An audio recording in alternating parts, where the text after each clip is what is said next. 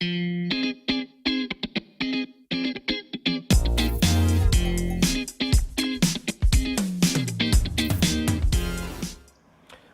to Notepad. I'm your host Ibrahim Sani. So the conversation for today is, of course, looking at the safety element as well as the mental health element of the returning workforce into the office space. Whether or not the employees and employers have the necessary measures to deal with what is to come. We want to look at the psychological and psychiatrical aspect of this. So joining me is a psychiatrist, joining me is a psychologist, Hetal Doshi, here to talk more about the impact of the health-related matters when it comes to employees, employers' affairs. Welcome to the show, Hetal. Let's do a quick recap into what you do right now. Thanks for having me here, Ibrahim. I'm an organizational psychologist, and what we do is that we are gatekeepers for organizations who want to implement a strategy, but also want to consider the impact on people. So our job as organizational psychologists is to make sure that whatever the business strategy is, it actually creates the right impact on the people. So we typically are the gatekeepers between the business and to the people. There is also this element of the employees now returning to the workforce. We want to try to understand a little bit better about the direct challenges and the direct risks that is lying ahead for both the employees as well as the employers. What should we be looking out for, particularly when the conditional MCO is well on its way of being implemented right now? Yeah, I think some of the more important things to think about are definitely, number one, focusing on the outcomes. What does the organization really want? And to keep it principle-based. So some of the organizations that are doing this really well, they keep 3 principles that are non-negotiable with regards to the outcome. For example, safety, performance, employee well-being. So they're super clear about the outcome. Every decision that they make is geared towards that. Obviously, so organizational outcomes is really important. And the second one would then be the well-being of people and their ability to meet those demands. I think these are the 2 things to constantly be vigilant about. Nothing else really, just these 2. Yeah, so the notes that was given to me prior to starting this interview was talking about real work versus fake, or not uninterested in work. What's the story there? I guess it's a discernment with regards to whether employees are actually performing at work, wanting to perform at work and are performing, versus coming up with excuses to not be able to perform or not be able to return back to work.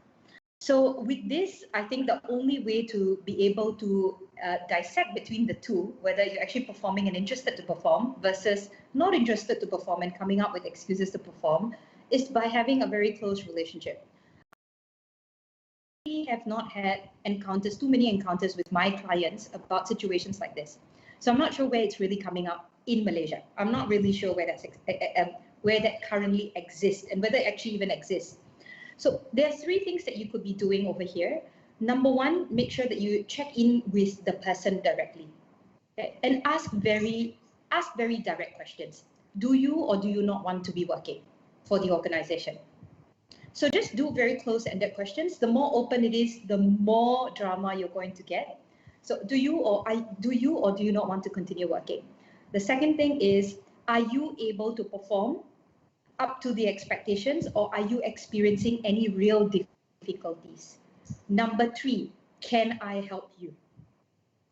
And number 4, what are the reasons, if you are unable to come to work, what are the major reasons you are unable to come to work? And lastly, if you are unable to come to work and I need you to come to work, what would be a very fair compromise? Given that obviously a business needs to have commercial gains as well. If you are unwilling to come to work, but I need you to come to work, what is a fair trade over here that we could possibly engage in going forward? So I think really having a close connection with your employees, but also asking very direct, upfront, yes, no kind of questions would be very important to be able to discern. There's also this issue of the legality aspect coming in. We have the Employment Act, we have the Companies Act, we have all these things in place. And more often than not, we have businesses tend to resort to law first before trying to engage with the employees. What's your comment on that? Yeah, I think you should be using the law as the last option. Many things can be resolved through meaningful conversation. And why should organizations bother with meaningful conversations is because, again, it comes back to the outcome. Organization obviously has the outcome of, I want to perform, I want to get my revenue in order, and I want my people to be well. So if that's the outcome that you want, then obviously the last resort will be to throw in legalities, because once you throw legalities in, there's going to be a lot of noise in the organization. And we all know that this noise is going to take the organization back a few steps rather than just being able to focus on the outcome. So absolutely, I don't think that should be the first resort. And majority of the time, even lawyers would say that would be the last resort. Yeah, let's take a look into the SOPs or the standard operating procedures that are currently in place. There's plenty to work with, and then there's federal and there's state. People watching this show normally reside in the big towns, Penang, JB, Selangor. Each of these three states also have their own SOPs. And while we want to have the employers speak clearly and communicate clearly to the employees about the SOPs in place, sometimes the employers themselves aren't too familiar with the SOPs that are currently in place. How do we manage this kind of bombardment of SOPs with communicating clearly with what is required by the law and by the state and federal? Yeah. Ibrahim, one of the most interesting things that we found out when we interviewed about 20 MNCs over here is that while they are complying absolutely with the requirements of the law, depending on which state they are in, they actually are going even further than that by choosing to focus on the very best practice. So there are organizations that basically, okay, fine, this is what I'm supposed to be doing, but even higher than that, what is my best practice? Because let's not forget, the government cares about what the government cares about. The business owner needs to care about their own business. So they are choosing a lot of things like, for example, even before the MCO was announced, many organizations had already begun to practice work from home, maybe 2 to 4 to 6 days prior to that. So with regards to safety standards, because the consequences are so high on the employer per se, I can see that majority of them are scrambling to find out what is the very best practice. The consequences are so dire to them that it warrants them to want to practice at the highest level that they possibly can. The consequences could potentially be death. So for them, they take this as the highest priority. That's what I'm seeing with my clients. I'm not sure whether we're seeing it all around, but I can only speak for the people that I've interviewed and the people that I've spoken to. That's the aspiration. All right. We'll take a short break. When we come back, we'll discuss a little bit more with Hetal of Psych. Don't go anywhere.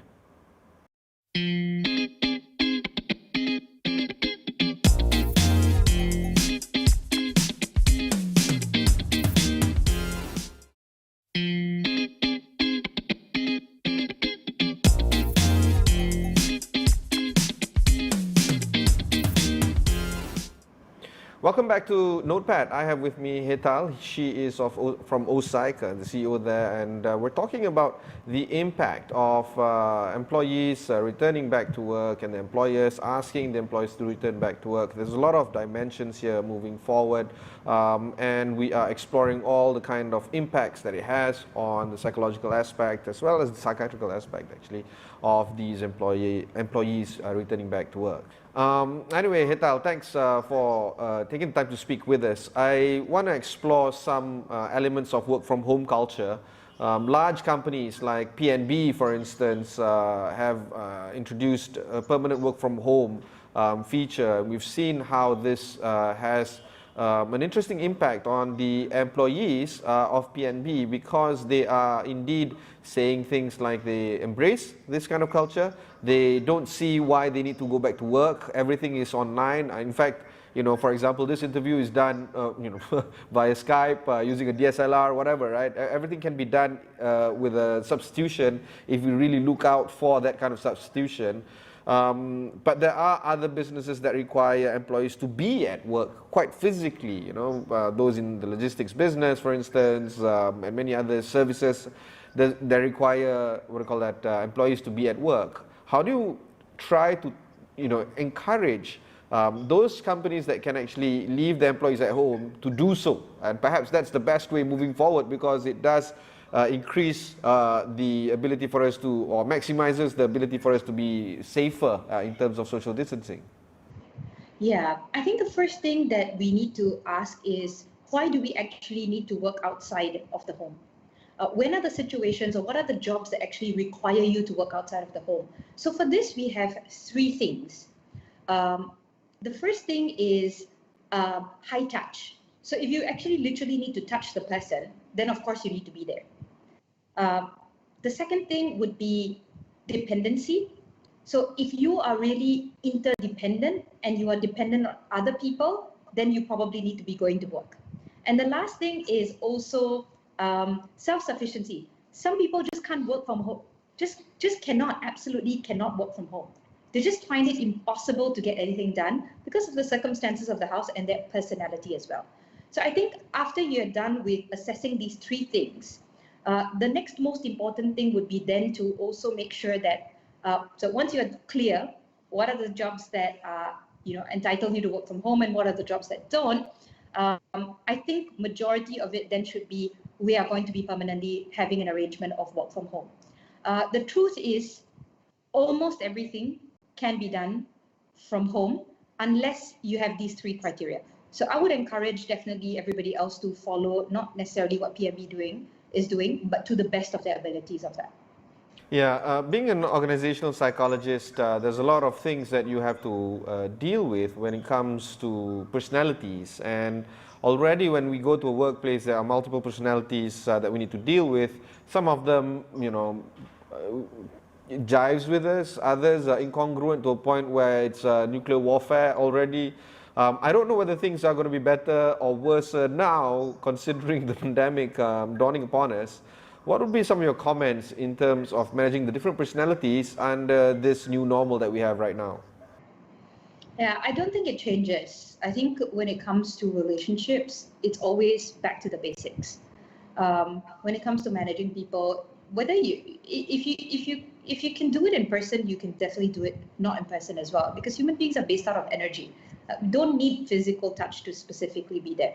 Some of the organizations that are doing this really, really well are basically just engaging more frequently with unique things, not frequently for the sake of doing it, but doing it quite uniquely. So they are exposing a lot of things that they never exposed themselves to before. Most organizations, what they're doing is that they're having a lot of what Facebook has been doing for a very long time, which is just having town halls with Q&A. So never before have they met their CEOs, never before have they had conversation with their business leaders. They're just basically sitting down and having all of their questions. So they're having a lot of Q&A formats. They're having a lot of one-on-one conversations. But I totally, from my own understanding about what clients are going through, it is not easy. But it is not because it is work from home. It is because it is compounded together with the fact that this is with MCO. Work from home on its own has a lot of amazing benefits. But because this is compounded by MCO, we are having a lot of multiple issues. Having your children at home, having your old folks somewhere else, you can't visit them. Work from home on its own is great. No issues. It's excellent. There's a lot of research that says it actually increases productivity, helps you to even cut the salary of your employees because they're able to stay in more cheaper locations. But this is compounded with MCO. So I would just say that when it comes to dealing with personality, the one everybody should focus on is, what is your current fear? What are you afraid of right now that is making it difficult for you to relate to all of us? And what can I do for you? Or what can we do together? So I think, this whole period is really about going back down to basics and going deeper down with our relationships and connecting from a place that really makes sense rather than a place that is all about performance. But sometimes it's plain and simple, actually, the fear of losing income. That's a huge deal, right? I mean, you can be, afraid of how others perceive you, afraid of your own sense of achievement not being fulfilled, all these other subjective issues. But sometimes it's as objective as that. I don't want to lose my income, and by working from home, that might offend my employer of some sort, I guess, to a certain level, and therefore, or I might be less favored as compared to my colleagues who are ready to risk themselves by coming to work and all that, and therefore, things get compounded. But at the end of the day, the most basic, the most carnal of all fears is income. Potentially, yes. Yeah. Yeah. What do you So, think? I think if you're really afraid of losing your job, then take responsibility for it. I'm not saying that, in order to have a job, you risk your life. That's not what I'm saying. If you're really, I think every single person should be responsible for their fears, or at least be educated. It's unfortunate not all of us are, but sit down and really weigh out your options and do something about it. But I think the last thing anyone should be doing is to stay in an organization and have a pendulum of fear going on within you. Say, am I going to lose my job? Am I not going to lose my job? Am I going to lose my job? Am I not going to lose my job? Ibrahim, when we ran a study 3 years ago and also 6 years ago, replicated a study, what we found out is that almost everybody already knew that they were going to lose their job when they lost their job. So if you already have that feeling, do something about it. The other good news is that in both of the studies that we've done, no matter how you feel about losing your job, within the next 6 months to a year, it is very likely that you will either find a job or that you will be fine, period. So this idea of losing your job is almost like any other fear. Yeah. And I think it's important to just face it and take responsibility for it. It's easier said than done. But it's better that you take responsibility for it rather than waiting for your employers to do something about it. But yes, if you feel that you're going to lose your job, then you probably are. Well, that's sound advice actually, but it's not going to be easy. I'm speaking out of experience. I have lost my job once many years ago. I thought I would crash and burn, die and all that. I mean, my firstborn was on the way and the kind of stuff. But yeah, you're right. Eventually, everything turns out okay. But at that point in time, retrospectively, I can laugh it off. But at that point in time, at that critical time, it's not that easy. No, it's not. Ibrahim, can I ask you a question? Was that then a great time in your life? When you reflect back on it, does that constitute to one of the most amazing things that you did to show up for yourself? Yeah, of course, because I come out stronger. My relationship with my wife became stronger, but it's like coming out of a fist fight. You won't die from a fist fight, but after a while you're like, that wasn't so bad. But actually going through it, that was just plain and horrible. And when we draw back to contemporary times, right now, unemployment is creeping up. In the US, 33 million people lost their jobs. In Malaysia, we're not nearly there, but the number is creeping up. Income is going to be squeezed. Everything is going to be problematic in terms of finding resources, opportunities, businesses, trying to find new clients. So the overall idea of things are going to be rosy is not going to be clean cut. People are still going to be expecting the worst.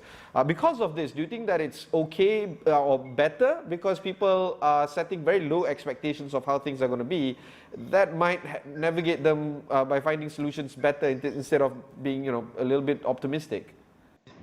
Yeah, I just wanted to draw back on what you have said because I think it's so powerful, and that's why we need more people to talk about having lost their jobs before. We need more people to talk about that experience so that anybody who might be losing their jobs can already make a prediction about what might happen to them and also their own happily ever after. So having people like you speak up about your experiences is so critical. And that's one of the reasons we also set up a Facebook group where we're really encouraging people to talk about these things. One of the things as human beings we know for sure is that we will die. Yet, when it happens, we are always shocked and we feel guilty, we feel all kinds of things. But it will happen. The same thing with job loss as well. In Malaysia, maybe it is a rarer thing. But in America, you would have one individual, like Ibrahim, you've gone through it once, one individual would have gone through it up to 5 times potentially in their life. Up to 5 times. So I think this is not about lowering your expectations. This is about taking on an experience and an exercise. It is very easy for me to sit here and talk about this because I come from a more privileged space. But I think that is the only way to take life experiences, that this is an experience. And I'm going to try my level best to be able to talk about it with as many people and find as many opportunities. And one day, like a caterpillar, although I feel like I'm in a cocoon, I will have my butterfly story as well. I don't think there is a practical solution to anything. This has to be a philosophical understanding about what life is bringing to us at this point in time. Yeah, but I'm afraid we have to draw this conversation to a close, but it was really an interesting conversation or chat to have with. That was Hetal Doshi. She is the CEO of Psych. She is also the organizational psychologist, trying here to actually explain the situation of jobs and also the relationship between employers and employees. Hetal, if they want to learn more about your company or where to find you, where do they go about doing so? Yeah, you can actually join us on our Facebook platform, Mental Health at Work, and just be part of the community to support each other. It's one of our initiatives to really get community support going. So yeah, please do connect on Facebook. Thank you, Ibrahim. Fantastic. That was Hetal again. If you've missed any part of this interview, just head on to astroawani.com. Look for Notepad over there. Plenty of interviews like this can be found over there. You can also watch this interview on your mobile devices. Just download the Astro Awani app wherever you get the application. Until next time, thanks very much for watching and goodbye.